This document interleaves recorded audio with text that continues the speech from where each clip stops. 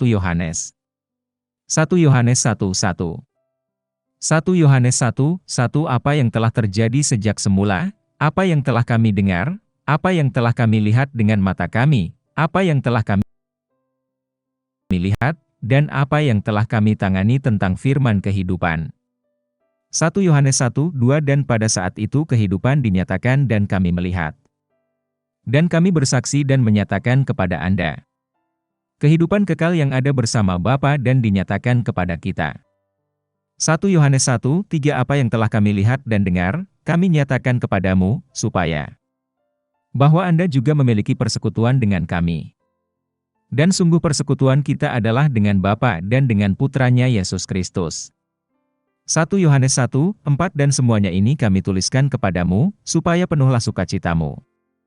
1 Yohanes 1:5. Inilah berita yang telah kami dengar dari Dia dan kami beritakan kepada kamu, bahwa Allah adalah terang dan di dalam Dia sama sekali tidak ada kegelapan. 1 Yohanes 1:6. Jika kita pada suatu saat mengatakan bahwa kita secara khas memiliki persekutuan dengan Dia, tetapi sebenarnya kita secara khas berjalan dalam kegelapan, kita secara khas berbohong kepada diri kita sendiri dan tidak secara khas mempraktikkan kebenaran.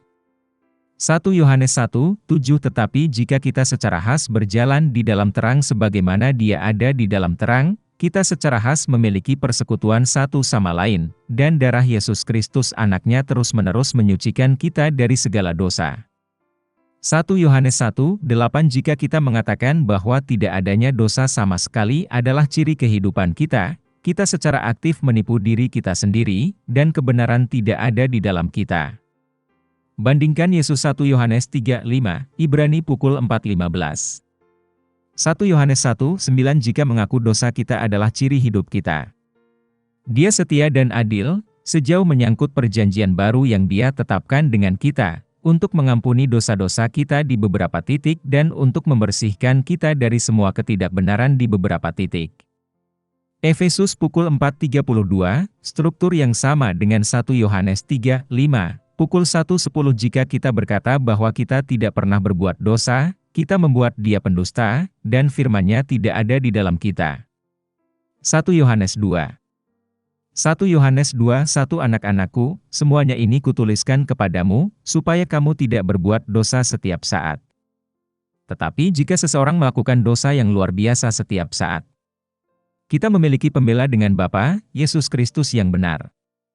1 Yohanes 2:2. Dan Dia sendiri adalah pendamaian untuk dosa-dosa kita, dan bukan hanya dosa kita, tetapi juga untuk seluruh dunia.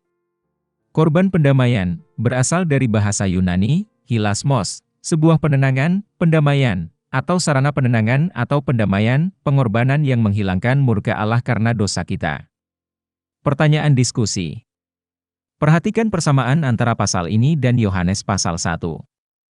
Apa kemungkinan arti dari persekutuan dalam bab ini? Apa artinya berjalan dalam kegelapan atau berjalan dalam terang? Apa contoh berjalan dalam kegelapan yang Yohanes berikan dalam pasal ini?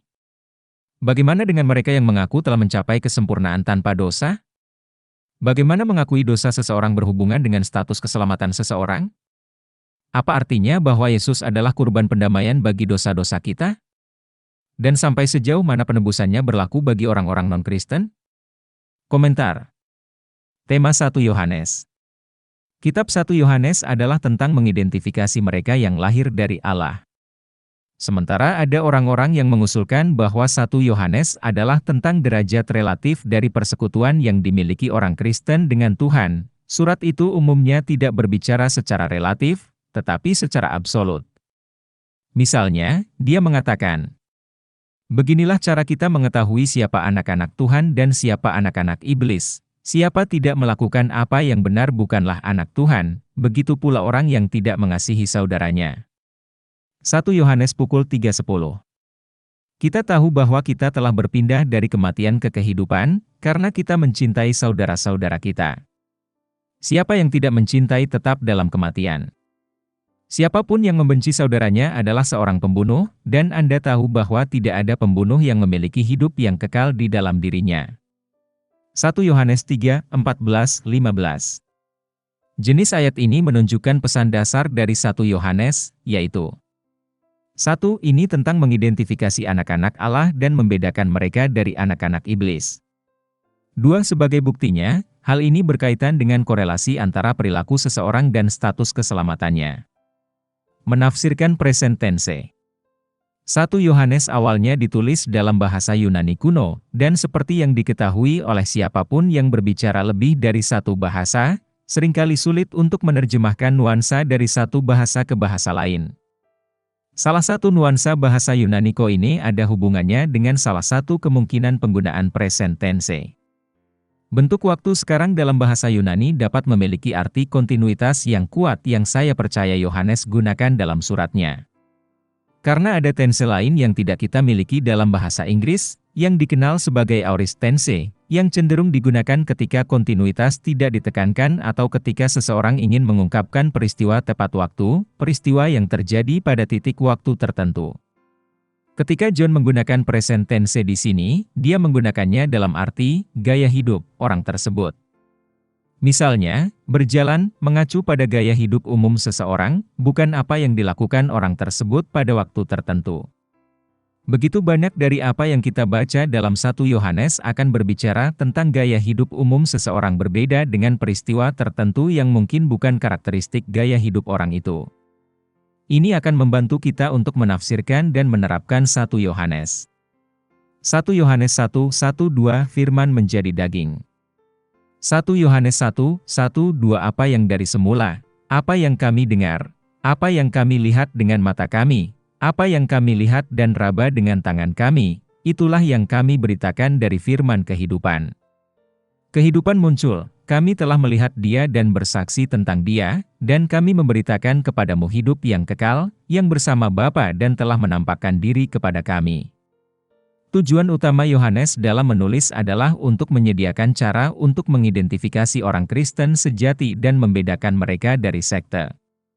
Salah satu aliran sesat yang dia bahas dalam surat ini adalah Docetisme. Berikut ini diambil dari Encyclopedia of the Bible karya Zondervan. Docetisme kesalahannya adalah dalam penyangkalan realitas tubuh manusia Kristus. Kaum Docetist berpendapat bahwa tubuh Kristus bukanlah daging dan darah yang nyata, tetapi hanya halusinasi atau hantu, menipu dan cepat berlalu, bahwa tubuh Kristus adalah murni rohani, dan karena itu tidak mengambil apapun dari kodrat manusia yang sejati. Ajaran sesat ini berkembang dengan mudah dan cepat dalam satu atau lain bentuk karena penekanan filosofis pagan pada waktu itu bahwa materi pada dasarnya jahat.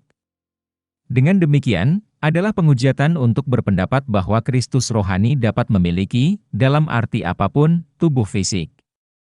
Jadi, di sepanjang suratnya, Yohanes menekankan sifat fisik inkarnasi Kristus. Bandingkan juga bagaimana dia memulai surat ini dengan apa yang dia katakan di pasal pertama Injilnya.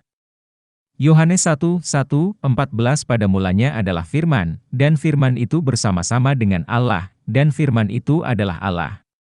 Sabda itu menjadi daging dan diam di antara kita.